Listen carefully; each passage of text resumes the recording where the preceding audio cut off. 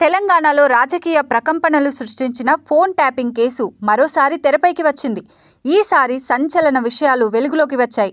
అయితే ఈ వ్యవహారంతో సంబంధం ఉన్న పలువురు సీనియర్ పోలీస్ అధికారులను అరెస్ట్ చేసి విచారిస్తుండగా కీలక విషయాలు వెలుగులోకి వస్తున్నాయి. అయితే బీఆర్ఎస్ హయాంలో జరిగిన ఈ ఫోన్ ట్యాపింగ్ వ్యవహారం పూర్తిగా రాష్ట్రంలోని పలువురు కీలక నేతలే టార్గెట్గా జరిగినట్టు బయటకు వచ్చింది. అప్పటి రేవంత్ రెడ్డితో పాటు ఆయన సోదరులు, స్నేహితులు, అనుచరుల ఫోన్లను ట్యాపింగ్ చేసినట్టుగా బయటకు వచ్చింది. వారితో పాటు అప్పుడు బీఆర్ఎస్లో కీలక నేతగా ఉన్న బీజేపీ ఎమ్మెల్యే ఈటెల రాజేందర్ ఫోన్తో పాటు ఆయన గన్మెన్, పీఆర్ఓ, సెక్యూరిటీ గార్డుల ఫోన్లు కూడా ట్యాపింగ్ చేసినట్టుగా విచారణలో బయటకు వచ్చింది. మొత్తంగా 4 నెలల్లో 4500 ఫోన్లు ట్యాపింగ్ చేసినట్లు పోలీసులు గుర్తించారు.